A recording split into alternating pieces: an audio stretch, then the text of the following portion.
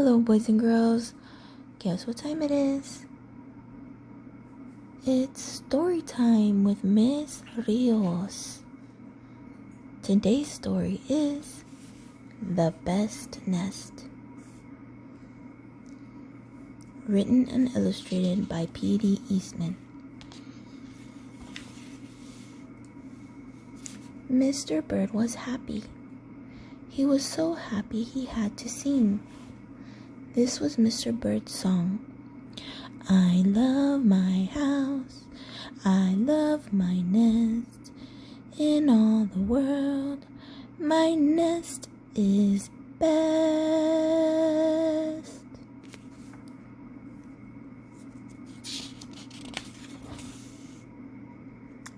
Then Mrs. Bird came out of the house. It is not the best nest, she said. Well, that's not very nice. I'm tired of this old place, said Mrs. Bird. I hate it. Let's look for a new place right now.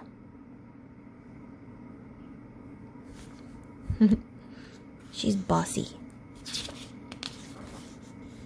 So they left the old place to look for a new one. This place looks nice, said Mr. Bird. Let's move in here.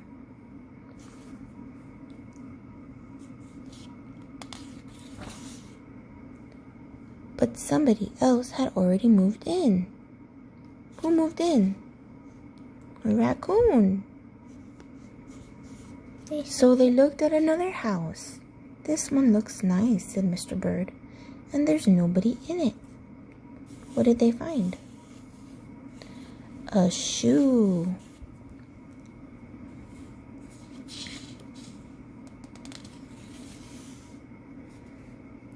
You're wrong, said Mrs. Bird. This house belongs to a foot. Uh-oh, somebody's putting their foot inside.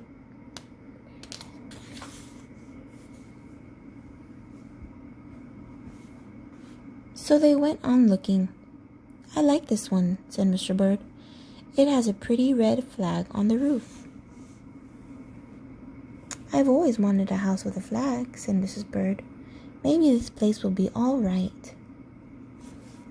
Uh-oh, let's see what's going to happen next. Oh, there's the mailman putting mail inside. But it was not all right. I guess I made a mistake, said Mr. Bird.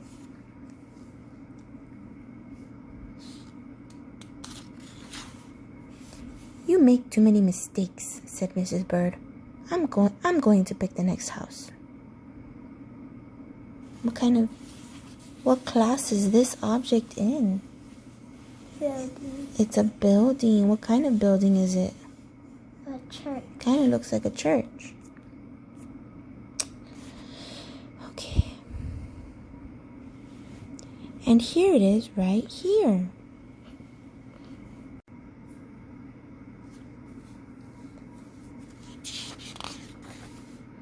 They flew in. They looked around. Isn't it too big? Asked Mr. Bird. I like this big place, said Mrs. Bird. This is the place to build our new nest. Oh my goodness, I don't know about this one. They went right to work. They needed many things to build their nest. First, they got some hay.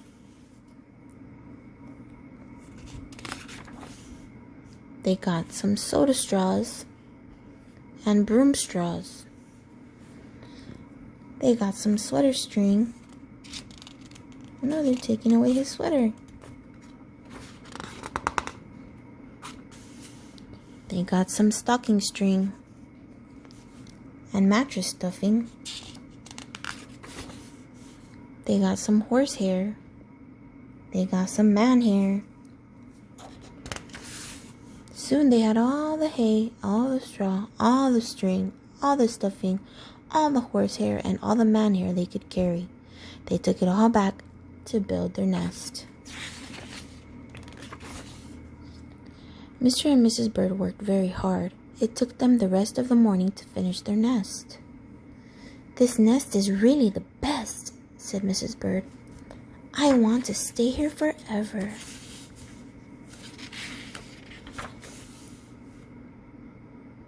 Mr. Bird was very happy too. He flew to the top of his house. He sang a song again. "I love our house, I love our nest. In all the world, our nest is best." He was so busy singing, he didn't even see Mr. Parker coming. Every day at 12 o'clock, Mr. Parker came to the church. Mr. Parker came to pull a rope. The rope went up to the bird's new nest. The rope rang the bell right under Mr. Bird's nest. Bong, bong, bong. Oh my goodness. Mrs. Bird got out of there as fast as she could fly. When Mr. Bird came in, all he could see was a mess of hay and string and stuffing and horsehair and manhair and straws. Where was Mrs. Bird?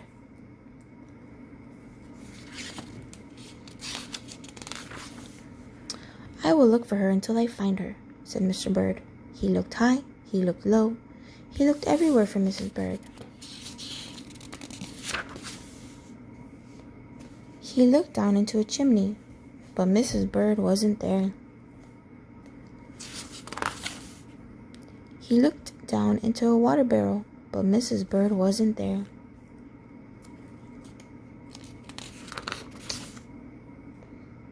Then he saw a big fat cat. There was a big fat smile on. Then he saw a big fat cat. There was a big fat smile on the fat cat's face. There were some pretty brown feathers near the fat cat's mouth. Mr. Bird began to cry. "Oh dear," he cried. "This big fat cat has eaten Mrs. Bird." Mr. Bird flew off. "I'll never see Mrs. Bird again," he cried. It was getting dark. It began to rain. It rained harder and harder. Mr. Bird could not see where he was going.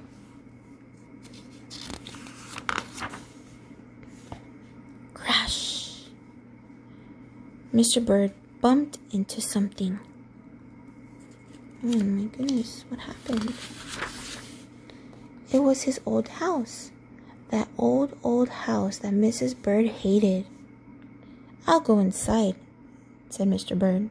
"I'll rest here until the rain stops."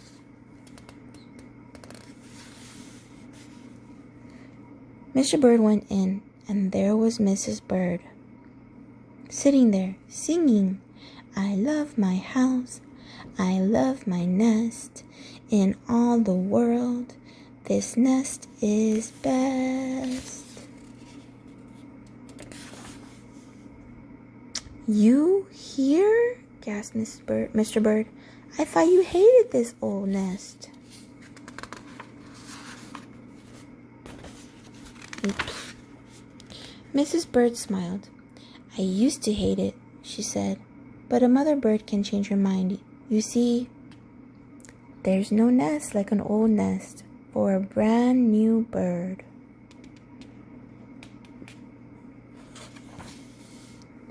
And when the egg popped open, the new bird thought so too.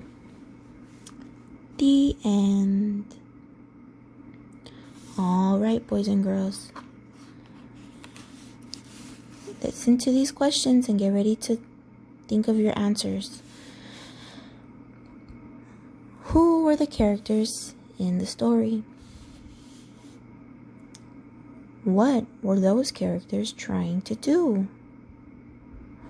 Where did the birds live? Why did Mrs. Bird go back to the old house from the beginning? Go ahead and write your answers in the reply box under this video, or you can go ahead and send me a chat. Thank you for listening. Have a great day. Bye. Miss you guys.